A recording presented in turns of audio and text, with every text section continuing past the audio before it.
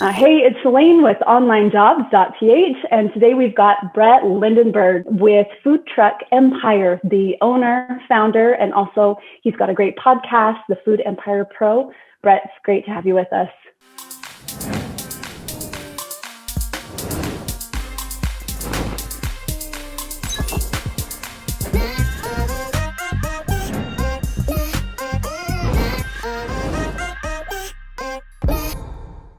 Elaine, awesome. Thanks for having me on. Excited to be here. Okay.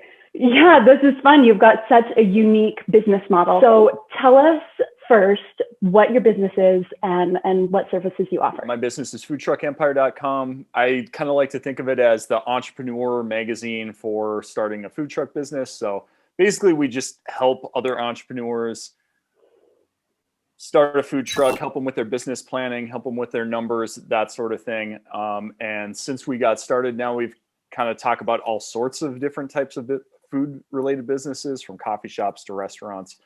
And that's really our goal, is just to help people start or increase the profit of their existing food business. So how long have you been doing it?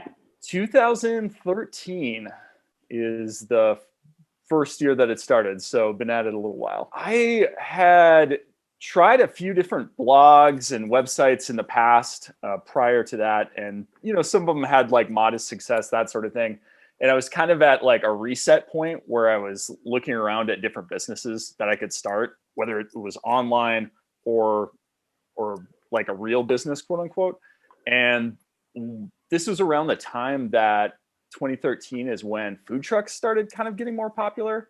And I think also like the Great Food Truck Race, it might still be, and I believe it was at the time it became the #1 show on the Cooking Network or Cooking Channel, whatever channel it's on. So it was the #1 show. So I was kind of like, oh, this is a really interesting business. It's something that seems like you could start for kind of affordably.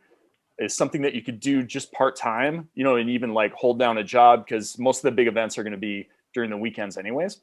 So I was like, oh, this is a super, super interesting business that you could get into. So I kind of looked into it more, and, naturally the first thing you do is you head to Google, you type in some word, and you're like, oh, how do you start a food truck business?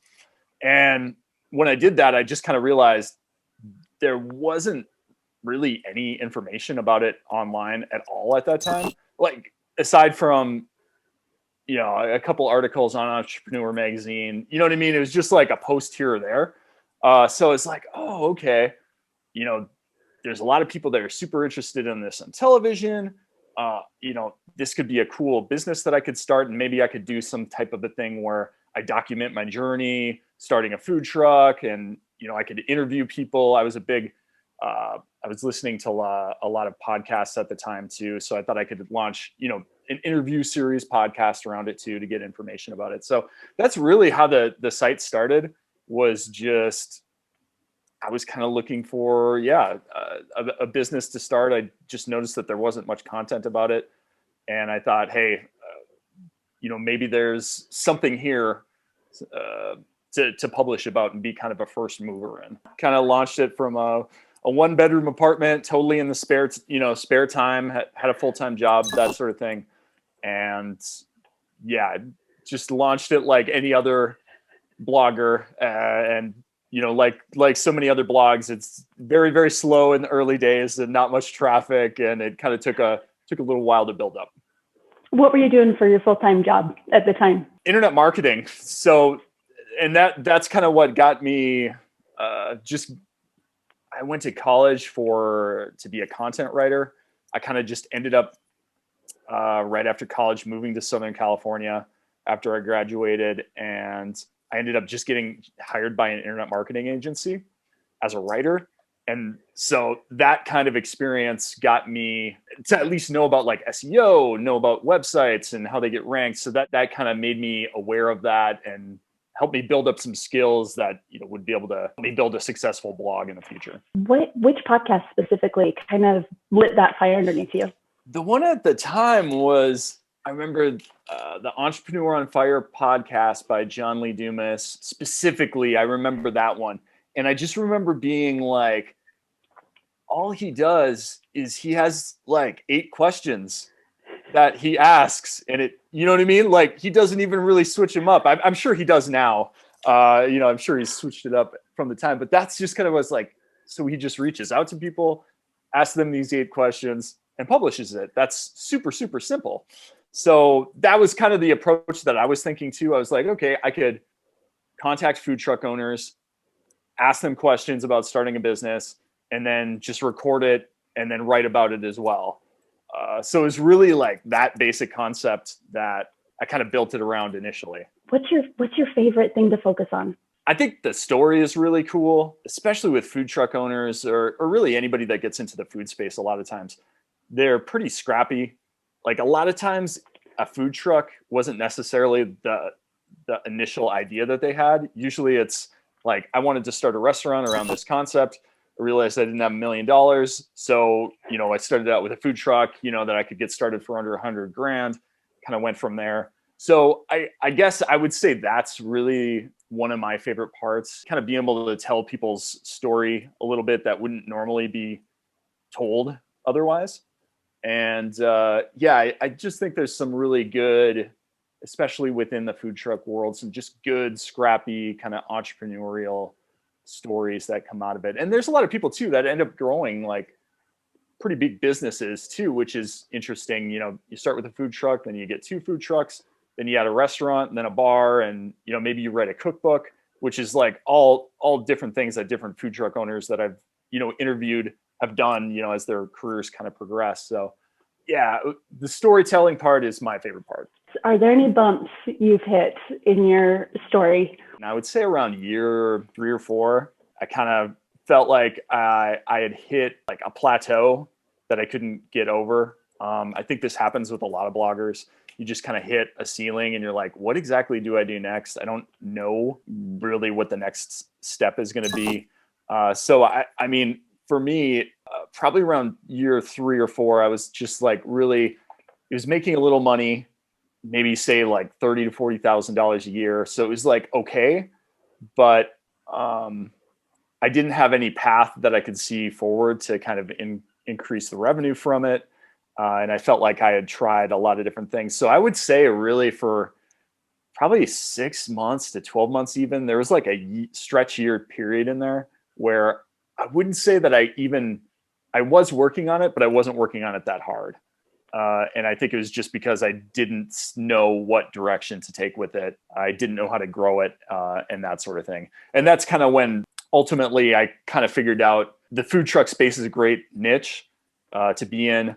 But at least for my site personally, I kind of needed to branch out into some other topics and not just focus on food trucks. And also too, I would say just from a personal level, I kind of had hit a point where I'd gotten a little bit burnt out talking to food truck owners only. Because it was, and you could just tell when you're like about to interview someone and then you go, I think that helped too, just kind of getting, for me personally, refreshed.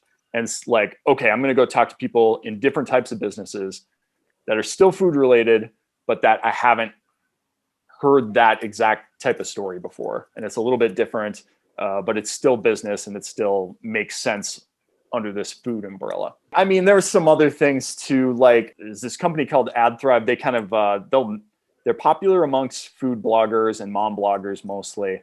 But basically if you have a website with a lot of page views, they will run advertising for you and kind of optimize it. And they kind of work out deals with bigger brands. So anyways, once I kind of got onto their platform too, that really helped revenue and also helped motivation to, to kind of keep pushing forward. So revenue, I'd say that was another big critical piece in it. Have you always had the entrepreneurial spirit, kind of that fire underneath you? Yeah, I think I always had some sort of an entrepreneurial thing pushing me, even though I didn't really realize that's exactly what it was.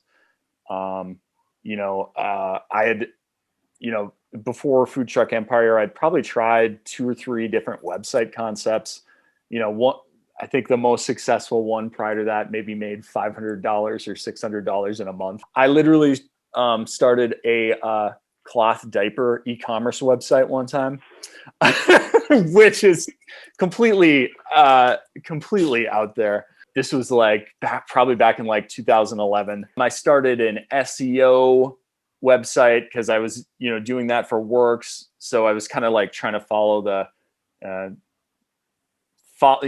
discuss what and publish that online. And that did okay. But that was, again, kind of like that I would say like all these different sites and these different things that I did go through, it helped me it taught me how to like build an email list. It taught me how to publish that, kind of carried over and helped me out with this website a lot. So I was able to get started a lot faster.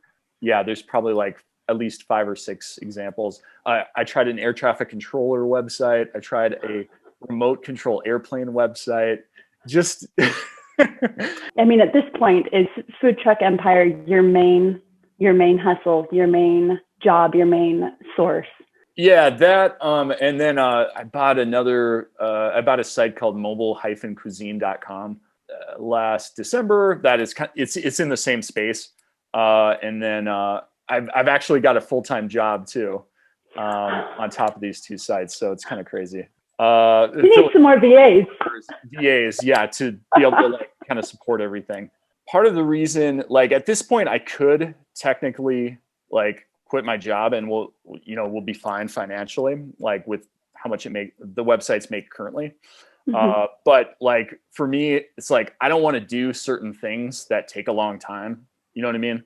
Like I don't want to learn how to be the WordPress developer. I don't want to do sort of these customer service type response emails that I have some of them doing, and I also don't want to do some of the content writing either on the site, especially on topics that, I still do write some of the content, but now I only write about things that I feel like writing about, you know what I mean? Or that I will enjoy writing, as long as I can pick the topics that I'm writing about, then that's fun. But there's other topics that could be great for SEO or that people are looking up.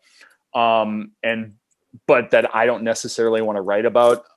Stuff like that is what I've been found really, really beneficial to outsource. And it's helped me maintain a full-time job for now and, kind of bring on, still get a lot of stuff done.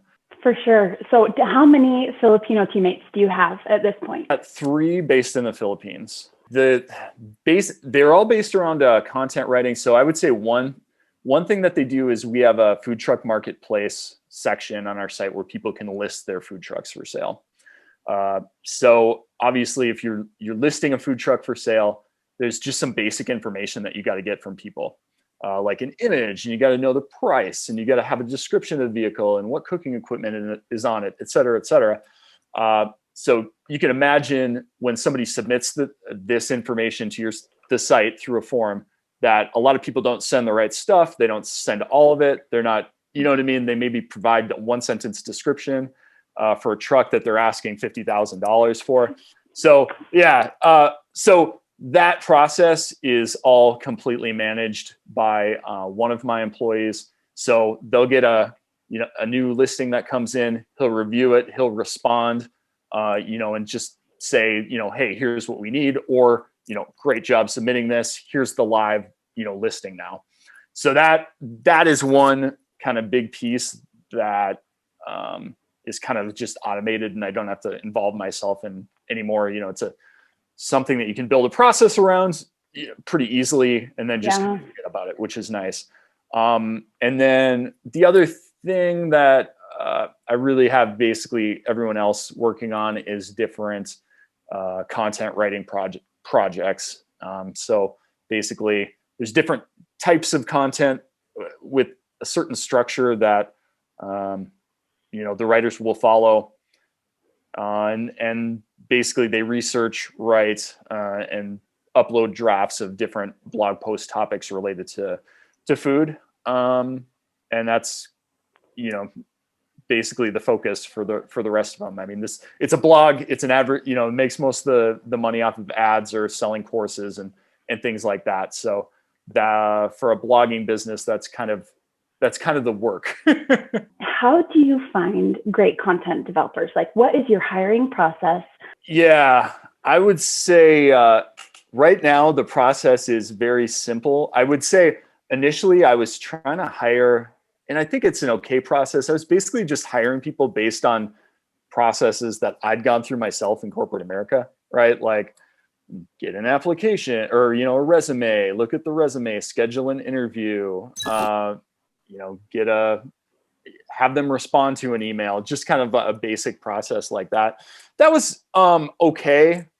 I found that it wasn't really too beneficial to me, especially as a writer. Like if I'm hiring writers, I don't necessarily need you to be able to be great to talk to on a Zoom call, or you know what I mean? Like that's just for that specific skill.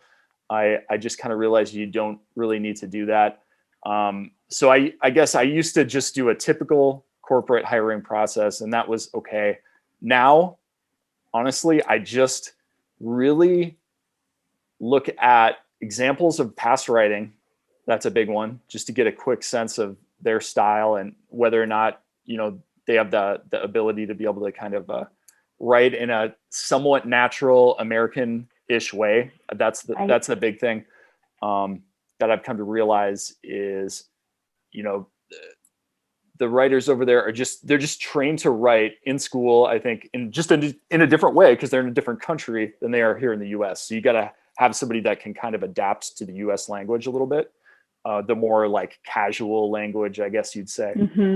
So yeah, I just look at really some writing examples, and then I ask them maybe a couple questions by email, just to understand how they respond in email, because that's basically how I talk to them now. I don't do any, like, for the most part, like at first I was trying to do team calls and things like that with them, but after a while I just kind of realized that wasn't really productive, and I don't think that they enjoyed it.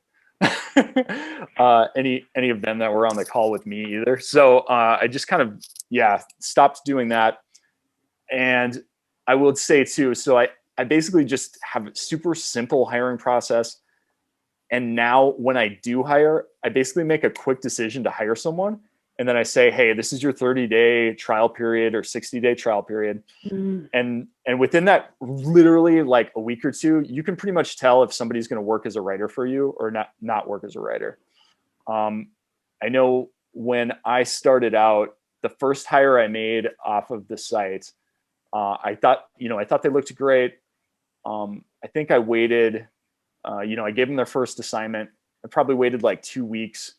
And after 2 weeks, I think they had written maybe like 400 words or something like that into it. Yeah. So I was like, and I really tried to I was like, oh, maybe they don't have the right information, or maybe they're having trouble logging in. So I think I spent about literally a month and a half with them. And at the end of it, they maybe published 2 pieces that were not very good at all, like completely incoherent. So after going through that experience, I was like, oh man, like maybe this doesn't work, like this, that, and the other thing. But I remembered it was basically like between 2 guys, 2 applicants, I should say, that I was planning to hire because I thought both of their examples were really good. So I just contacted the other guy instead. And I said, hey, turns out this position opened up. And the second one, turned out to be excellent. He's been working with me for over 3 years now. Very consistent, very, easy to work with. He's the one that I've actually got trained in to do the marketplace listings that I was describing earlier. So after kind of going through that, I just essentially followed the quicker process moving forward. And I've found, for me anyways, what seems to work. And I've had the same kind of thing happen. I'll make someone an offer. Okay, great to go. And then usually the ones that don't work out, they just won't write anything. You know what I mean? Or they'll be so slow that it's not, you can tell that it's not like an effort thing. It's just they're not going to work out. And if they're not working out the first couple weeks of the job, they're probably not going to work out 6 months from now, right? So now, yeah, I just make, based on their previous writing, a couple emails. I'll make a quick 30-day hiring decision with a trial. And with content writing, you find out pretty quick who's going to write, who's not going to write. Do you have any tips or advice for anyone who's kind of struggling, who thinks, oh, I thought this was going to be a good fit, but there's a rift in the communication? Think of it as a process to hiring someone. And just I feel like it's probably it's the exact same if you're hiring someone in the United States too. Some people in the United States that you might hire are going to be great. Other ones are going to be average, and the other ones are not going to be very great employees. Just bottom line, and just kind of realize that that's the case in the Philippines too. There's going to be some great ones, some average ones, and some not great ones. And just because the first one that you picked out doesn't happen to be a super rock star doesn't mean that everybody is going to be exactly the same. We're all different people. We all have different skills. So that would be the main thing I would say, is approach it as a process. I would also say make sure too that when you're hiring, you know exactly what people are going to be doing. Make sure that you have a clear process and step by step as much as you can in place for like what they're going to be doing on day one. That way they understand it. That way you understand it. You just gotta, as long as you're accepting and you understand that there might be a little bit of a language barrier or a few miscommunications early on, as long as folks are able to correct them, like I don't view that as a big deal. You just got to kind of go in with the right expectations on your side too, I think. How do you train your writers specifically to kind of adopt your voice and your expectations and improve that way? Or do you just hire them? Yeah, no, for sure. And I think this is really important when hiring someone, especially on the content side. For any type of content that, so I'll just use an example of one that I hired for. I wanted someone that could write a variety of business plans about different types of food businesses. So a coffee shop business plan and a food truck business plan, and et cetera, on and on down the line, all the different types of food businesses that you could have. So basically, before that person got on, I made sure that there was an outline for that you would follow, for a consistent standard outline that you'd follow for every single one of these posts that you're going to write. And if you think about a business plan, think about the different things you're going to have to cover. You're going to have a mission statement. You're going to have an operation plan. So really just kind of map that outline for them, no matter what type of piece of content that they're going to write about any type of content. Kind of do that, make sure it's really detailed, and then also provide them with a few examples of something that's already been published, obviously, so that they can take a look at it, or things that you like. I think that's the first big thing that you've got to provide to them.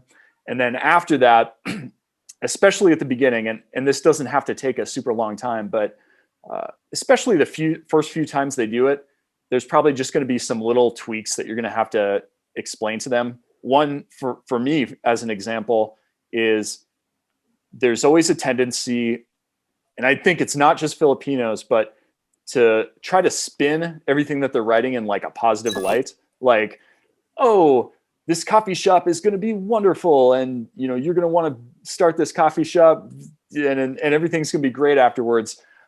So part of it is just kind of like retraining them and saying, hey, like I totally get why you're writing it this way, but not everything has to be like, things can be a challenge, and that's okay. Like that's actually what we want to write about here. If you see something like based on your research that you think is bad or something to look out for, call those things out. Another thing too that I always like to tell people to do is to, instead of providing long, flowery sentences, which is another thing that I see, long, flowery kind of descriptive sentences, again, using words that in English we wouldn't usually say, but are fine. I mean, they make sense, but I kind of try to readjust what people write to, instead of using those types of sentences, use data. You know what I mean? Use like support if something's good or if something's bad, say why with data. that you find online. And I make sure to, give people resources to, so that they can find good data sources. And that's kind of some of the training process too, is like how to research the different articles that you're writing. So yeah, like all of that sounds like a lot of stuff, but once you start doing it, it's like I almost can predict exactly the type of feedback that I'm going to have to give most people before they get started. And this is like, it doesn't matter if they're from the Philippines or from the United States. I'd probably have to give similar feedback anyways. So it's just a part of hiring. It's just a part of helping people understand what you're looking for. Because at the end of the day, like they're just what they're writing is what they think that I wanted. You know what I mean? Like the first time, you just gotta have to like explain it to them. And I think it just takes a little time because it's just going to take time for people to figure out what your tone is. But the nice thing is if you're good to people, if you're not kind of like a hard ass, I feel like if you're accepting, you know what I mean? And I feel like give them respect and give them time off when they need it, that sort of thing. I mean, I've had a pretty good run that the ones that start and look good, like they kind of stay. And like, once they get going, it's like, there's not that much to do after you kind of get them trained in for like the first few months. So yeah, I would say once you do get somebody trained in, just try to make them happy, try to be flexible. One of my employees ended up getting COVID last year. So, I was just like, whatever time you need to take off, like, it's fine. Like, it's not a big deal. If you feel good, like, feel free to, work. If you don't feel good, then don't, work. I'm not gonna, it's fine. So I think you mentioned this on your website, because I've basically learned about hiring Filipinos just through your website. Like, there's tropical storms there. Their internet isn't as good as ours. There's things there that happen that are, it's a different place. It's different. I've never been to the Philippines, but there's just things that you've got to kind of understand and accept before you hire there. Tell me what you feel like you do differently or need to do differently working with or managing a Filipino team versus managing like a stateside team. Try to be as specific as possible, I guess, with the feedback. Like, I guess I usually provide most of my feedback in email form. And I think that's probably better, just so that like they can read it and we all are like on the same page with everything that's being said. I don't think it's too much different. I think just don't hesitate to provide feedback. I've never like had an employee kind of come back in a negative way about it. Usually it's just like, oh, okay. And usually it's pretty welcome. I would say usually it only takes like one or two times of correction for folks to kind of get it. For example, with business plans, we'll use that as an example again. That person could be writing 50 to 100 business plans over the course of months, right? So as long as it's that same style and format, then, once they get that down, then they're pretty much good. Kind of master one, I'll add in another one. And I think too, just from their side, or at least I would feel that way, like it's kind of nice to like mix up what you're writing a little bit, just to keep things at least a little bit fresh. So I try to do that too. And that way everybody knows how to do 2 or 3 different types of blog post formats. Do you have any other advice or specific things that you would share with someone? Yeah, if you can find a task that someone can do, especially if it's something that you're doing over and over again that you don't enjoy, that can be a great something great to outsource. Like, I know on your guys' site, there's a lot of people that are looking for 20 hours a week of employment. So that, I think doing something like that is a really good start. Start somebody out at just 15, 20 hours a week. That'll kind of get you into the groove of what you need to do. And it's not going to cost you that much either. I don't know. I feel like there's a lot of people that get hung up when they're hiring in the Philippines on stuff like, oh, are they going to be working all day or not? Are they going to be like, do I need to time track them? Or if you're hiring content writers, especially, you can tell, or your editor can tell who's writing well and who's not writing well. Like, I don't personally stress myself out and try to micromanage what people are doing all day long. Yeah, I think it's just important to not like spend your time worrying about like what other people are doing. As long as they're doing a good job, you're getting the output that you want in, right? Because you want the result. Yeah. You don't really care about anything. Hey, well, thank you, Brett, so much for your time today. This has been really fun. I haven't talked to anyone specifically about hiring content developers and writers. So this will be a real fun one to run with. Thank you for your time.